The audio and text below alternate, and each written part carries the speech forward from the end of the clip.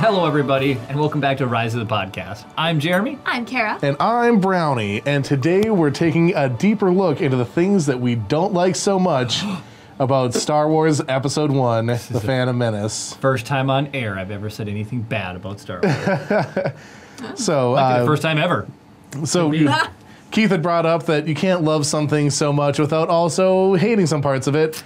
And there are definitely some parts of Episode 1 that are not so great. So we're going to look at, I believe, 11 or 12 of them today. We recently rewatched it and found some stuff that maybe wasn't so good. And I think we should probably just jump right in. Let's do it. Lots of people have already talked about some of these things, but these are just things that weren't so awesome for us. I watched it again with a critical mind. So I'm going to kick it off with one thing that I didn't like. And in the opening crawl, it talks about space taxes.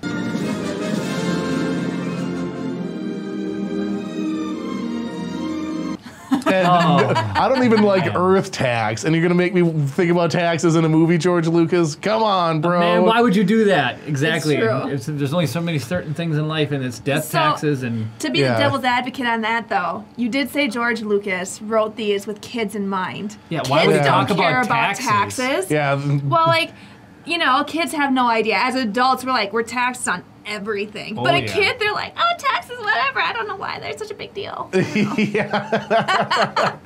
the tone is yeah. right in the beginning. Yeah, so it's one of those weird things, like the opening crawls are usually like, so all sorts of cool stuff happened off screen that you didn't get to see, but now here's some other cool stuff. And this one was like, there was a legislative session and it went over budget. That's Okay, like, so episode 1 of Star Wars is kind of like me when we're recording things. I need a couple takes before I'm good to go.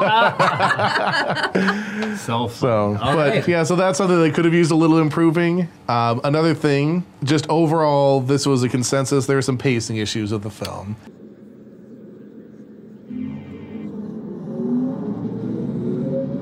Supreme Chancellor, delegates of the Senate, a tragedy has occurred. Oh, it started off strong. There's some points where it sort of just drug out, and we're like, come on, let's get it. There was a timestamp. I marked it down, but it was like an hour 20-ish. I still have them in here. Well, about that time, I thought to myself, I'm like, man, I could cut this movie myself with available footage and make it better. There's so much they didn't need. A lot of the Sheev, Palpatine political parts of it, it just drug it out, especially for a child. Like, Right. they're gonna, you know, Right.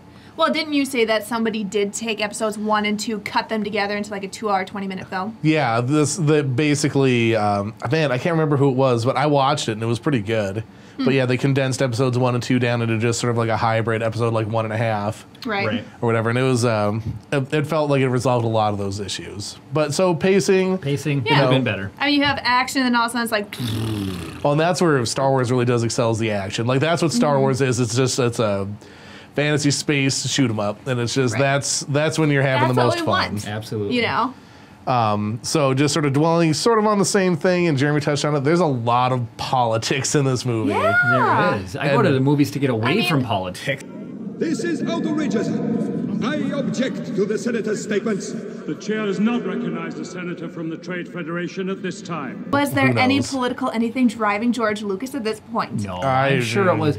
He was just trying to set up the way at which Palpatine takes over the entire galaxy was through politics. It Yeah. was just done poorly. So just So, his yeah. backstory is Okay. So the way that I think, because they did do a lot of that stuff just through the Palpatine hologram things. Yeah. They probably could have just done it exclusively through that when he's yelling at the Viceroys. Yeah, absolutely. That's true. Viceroy, I don't want this stunted slime in my sight again. You know, so like a lot of that stuff, like and even at the beginning of episode 4, who's like, the Senate's been eliminated or whatever. Yep. Like that's all they needed to say. You didn't need to go and see the Senate getting blown up or Right. anything. It was just hand waved away. Now you can go back to the fun parts. Yep. Right.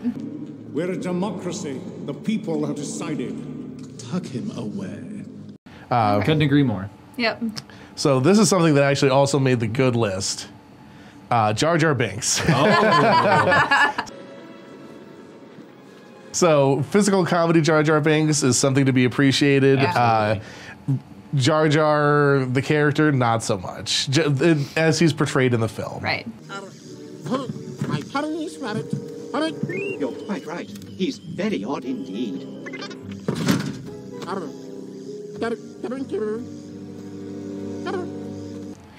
I think they made him maybe too derpy.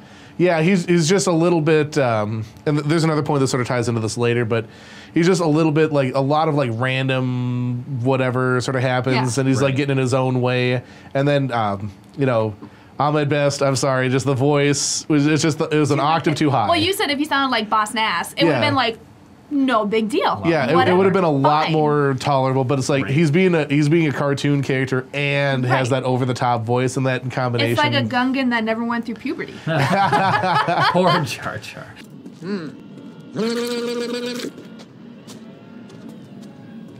But we love you, Ahmed Best. We really do. Yeah, it's so easy to hate on the character. We don't want to dwell on it too long, but there are the hate is there because there's some parts that could have been better. Yeah. Sort of speaking about voices and stuff, the dialogue in some parts. Ooh, that was one that I wrote down. Are you an angel? Yes, that's a specific example I wrote down. Are you an angel? What? Yeah, like there's just some parts where it's like you could have used a little bit of a punch up there, George. Right. Well, it's just kind of throughout. You're just kind of there's cringe-worthy moments. It's like, oh. Basically anything with Shmi in it. I was just about to say. And I don't know of the actress what else she's been in, but I feel like she was either handcuffed by the direction she was given or the dialogue, but a lot of it was just like it felt out of place for a character who's like contemplating giving up her son and everything. Yeah. So just the delivery of lines was very dry. Yeah. And then like you said, I mean, if my kid if some strange guy was all of a sudden like, your kid has special abilities, I'm gonna take him, and I'd be to like, outer space. Right? I'd be like, excuse me, what? No, you're not. You know, like I would. You know, I'd throw down before I let my kid get taken by some stranger. Yeah, absolutely. So the dialogue and some of the characterization choices were just a little bit off. Mm-hmm. I agree. Yep. The next thing that I have on here is I didn't really think so much of it, but you guys both brought it up, was the age difference between Padme and Anakin. Many things will change when we reach the capital, Annie. But my caring for you will remain. I care for you too. But even though I was one of the ones who brought it up, it was just I think it's awkward to watch on screen. Them having like this like first sort of flirtatious whatever. Yeah, like Anakin just coming straight out. Are you an angel? Like I said, back to the dialogue. He was to a 14-year-old. Like I mean, I don't want to defend the point because I brought it up, but yeah. But it was a little awkward. I don't know if they would have picked a different actor or made him just slightly older. Yeah, like I mean, but even if he or was just like, not even don't even develop it in the first movie. Right. Yeah, let it happen. Yeah, because like, it's hit on for like 2 minutes and then boom. They could have just removed that part again. Completely. Like start out as friends. Like just have them be friends, and then once we get into like Anakin being older, being a Jedi, you know, that kind of stuff. Sure, fine. So you know, but in the Phantom Menace. So speaking of things that could have been cut out and it wouldn't have impacted the overall film except for making it better, midi-chlorians, and everybody hits this point to death. Yeah, everybody but does. it's 3 minutes of the movie that ruins the magic of the movie. Yeah. And you can easily cut it out. Obi-Wan? Yes, Master. I need an analysis of this blood sample I'm sending you. Wait a minute. I need a midi-chlorian count. What I was thinking would have been fine. Was even the first time they're introduced, if they would have left that alone. He just says, "Oh, this number is like they quantify it, like oh, you haven't seen this since Master Yoda." But it was the second time they brought up midichlorians that made me go, ugh. Well, and like you pointed out, what Naboo ship is going to have a midichlorian reader in it? I think that's sort of a plot hole thing that everyone missed. The reading is off the chart. Over 20,000. Even Master Yoda doesn't have a midichlorian count that high. No Jedi has. What does that mean? It's just like the ship from they're able to Naboo, analyze no it. Jedi, anything there, and they're like, we're gonna have a midichlorian reader on our ship. Right. It might be important someday. I would like to see. I think a lot of people equate maybe the Force to wisdom. So Yoda might be really good with the Force because he's put the time and effort into studying it and mastering it. Mm-hmm. So I think I kind of like the idea of anybody, like if everybody is either Force sensitive or not, anybody can achieve more if they like work towards it or earn it. Yeah, it doesn't it's have to be sort of- something is like that. That makes it seem like, oh, Anakin's the best because he was born it with it, versus Yoda maybe has that appearance that he does it because he's 900 years old. He's had all this time to study and learn, and it's like he did some things that Palpatine didn't even expect to see. Yeah. And so, yeah. Really quick. Don't need to just came quantify up- the Force. I just came up with the reason the Naboo fighter, or the Naboo ship, has a midichlorian reader. Palpatine knew Anakin was born around this time, and so... plot point. So make sure that Naboo cruiser has one. So that all Naboo ships And they're like, what are from this- midichlorians? Right. And they're like, ask Qui-Gon, he'll tell you. So all the Naboo ships at this point have a midichlorian reader. So it's a very popular thing people diss Yeah. on, but we have our own reasons. It had to come up because Yeah, you can't talk about the things that take you out of the movie without mentioning I don't think it. there's any like dislike list. That and it never doesn't comes have back again, midichlorians. right? No Yeah. other movie, nowhere else in nowhere all else. of Star They even Wars. try to undo it more in Force Awakens. Yeah. Right. I don't even think in the books they mention midichlorians, and we've read quite a few. A lot of books. Nerds. Well, that's why we have this podcast. So there's a couple more on here. This is the only other one that made both lists is characters. There's some characters in here, at least from a character design standpoint, that just aren't very Star Wars. Bugman. Oh man, the pod racing. In the pod racing, triangle. the big just looks like a freaking. No, do you know who bug. he looks like to me? Netflix just released the remake of Rocko's Modern Life. He looks like the not the big heads, but the cartoons that everyone loves in O-Town. It looks like the fatheads. He looks like a fathead. Kinda, He yeah. does. He totally does. So I mean, it just didn't feel like it fit. The double-headed announcer character didn't fit. And there's a lot of stuff where it's just like they made so many characters that fit this. Like that's absolutely a Star Wars character. Yes. Yeah. And some of these like this is just something an 8-year-old drew, and they're like, "Yep, put it in." Well, put it in. and I know something you guys have pointed out. There are some characters you can tell they put time into. Right. Yep. The double-headed announcer, he looked like somebody had drawn him in. We need something You know? we haven't seen before. Just give him another head. It's Yeah. like triple bulb technology. You know? Right. Just add another head, and then it's a Star Wars character. Are there any other two-headed creatures in Star Wars? That is a good question. I don't know if I. Get back to you on that one. I don't think there is. So all of a But sudden, they probably learned from their mistake. there you go. There you go. All right. There's some problems with the Force. I sort of put into here. There's we touched on it with Jar Jar a little bit, how he's just sort of like in his own way type of thing, but he has sort of like this luck aspect that it works out. Mm-hmm. And Anakin, with the exception of pod racing, everything seems to just be luck for him. Right. It's not Right. something where like the Force is guiding him. He's just like randomly flipping switches and blows up the Trade Federation ship. Right. This!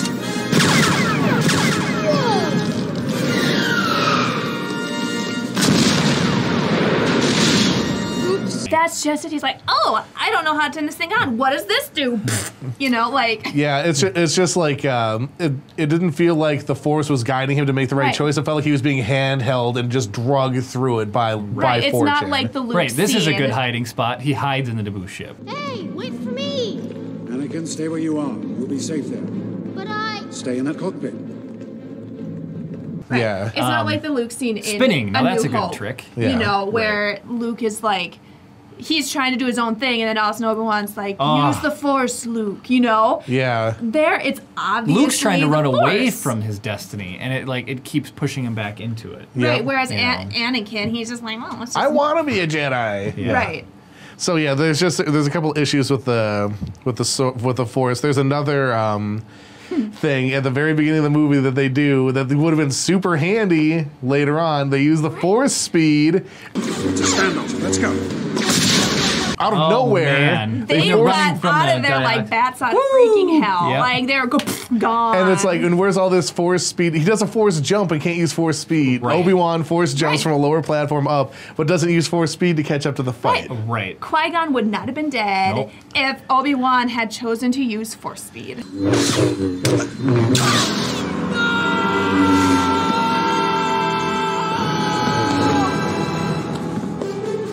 So and it's like, I don't know, it's like, oh, I can only use it once per movie. But, right? and I don't, so I know you guys have seen more EU stuff, but like, I don't think anyone's used force speed since that scene. No, in any of the canon like films. Video games, yes, but not in. But Which that's video from game? Knights of the Old Republic 1 and 2. Oh, well, okay, yeah. But yeah, it's just like, it's like, you know, Star Wars Force. You introduce this new super handy ability. Right. that never gets used. Right. That's just, yeah. That's horrible. So yeah, it's just some issues with how the Force is used in there. And then there's only a couple left. I'm actually going to flip the order of these. Boom.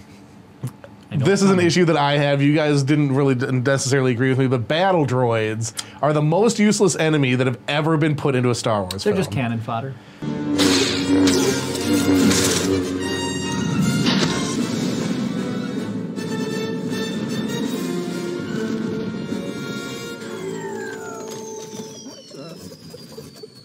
What are they doing? The control ship has been destroyed. Look! It's like literally, there's just like, let's just make a billion things that you can just shoot with lasers and not care about. But they fixed that in later ones. So they were able to be, you know, those little backpacks they're wearing, they have to be up-channeled or they're linked with the central processor in the Trade Federation ship. And when it gets blown up, they'll deactivate. In 2, they fixed that. They're independent, and they're a little smarter. Yeah, so like the Stormtrooper, as classically lampooned as they are, they're at least a little bit threatening and have some autonomy. The droids are just like, let's just throw out racks of droids and you can accidentally just wreck a gajillion of them. It's almost like you're really unlucky if you get shot by one. Yeah, it's just like the reason the Trade Federation is up in taxes so hard is they got to keep on making these garbage droids. It's like if they weren't using these god awful droids, it wouldn't have to raise the Star Wars tax. Yeah, so it's true. It's like we figured out the fallacy there. Right. But yeah, so the battle droids, I think, were just like, they weren't a very like Darth Maul, amazing intimidating enemy. Yes. Battle droids, absolutely. There's no tension ever with any of the things that they did. The droidicas. Droidicas are cool. The droidicas are cool, but they're like they're good like mid-level enemy. But there's no like baseline enemy. They're still like, holy crap, we need to try and do something about this. B2s. There were no B2s not in the this first one. Are those the ones with the wrist shooters? They're the big like they're shield tanky ones. Yeah. So and then the last thing, and this is prevalent throughout the entirety of the film. There's so much inconsistent CGI. There's some beautiful scenes. I talked about it with the pod racing scene. There's just, it would go from a beautiful shot to, oh my gosh, they only had 20 minutes to do that. Yusha cannot be here. Well, like even Watto. I know you like the back scenes. He looked like he was actually there. You go to his face and it's like. Yeah, there's like the reverse shot where he's talking with Qui-Gon Jinn. Right. 20,000 Republic dactaries. Republic credits? Republic credits are no good out here. I need something more real. I don't have anything else, but credits will do fine. No, they won't. And when it's on Qui-Gon Jinn's shot, the back of Watto looks perfect. And then when it's Watto's close-up, he looks like they just forgot to hit render. Right. There's a lot. There's a lot of him. scenes. There's the big bug-looking guy that I don't like in the pod racing scene. Yep. Sebulba's very inconsistent. Like sometimes he looks great, sometimes he looks like they're just like, we only have a couple of days to crank this scene out, so let's do it. Some of the space scenes I noticed were really CGI-ish. I don't know if you guys noticed that. If you guys. In the space ones they do well, but there's just some parts that they don't do well. Even some of the B1s aren't that good at certain points. Yeah. The dewbacks. They look cartoony. Well, they look as bad as the dewbacks from episode 4 when they got put back in later. I know. So. Please, give us an original. Theatrical. Hopefully with 4K. Yeah. And then there was one other thing that I just kept writing down some CGI. of the fish in around Gungan City. Yeah. There was the huge one, like the second set of attacks. The huge one. We were all like, he looks like a cartoon. Now, like this is in '99, but it's still. Well, the frustrating part is like some of the things look so great even today. Right. And like, so they proved. Yeah, it's like they had the good. capability, but they just didn't execute across all of it. Yeah. Right. And like it could have been budgetary, it could have been time, it could have been a whole bunch of other things. But different it's like artists. Yeah, it was frustrating to see stuff that looked like because it starts off, it looks really good, and then it's like, oh, there's a shot that didn't look so great, and then as those sort of pile up, it gets more and more noticeable. It's like this is a like all the cityscapes look really great, but then like you see a character that's just like, oh man, that could have used a little bit more time in the oven. Right. Totally. But anyway, we don't want to dwell too much on the bad things. We just wanted to share some of our thoughts about episode 1 and the things that we didn't like so much about it. It's still absolutely worth checking out, even if you want to see some of the things we were talking about that you might not remember from the film. We're having a good time making these videos, sort of like diving into Star Wars films themselves and sort of talking about them a little bit. Right. If you like that, go ahead and like this video. Comment below if you want to see more of these things, other movies you want us to see us explore, anything that's on your mind. That would be awesome. If you're interested, go ahead and hit the subscribe button. Come back and check out what we're doing. Or if you're really, really into what we're up to, hit the notification bell. You'll be notified of everything that we upload. We really do appreciate that. It shows that you really appreciate what we're doing and you're on this journey with us together. And of course, may the Force be with you.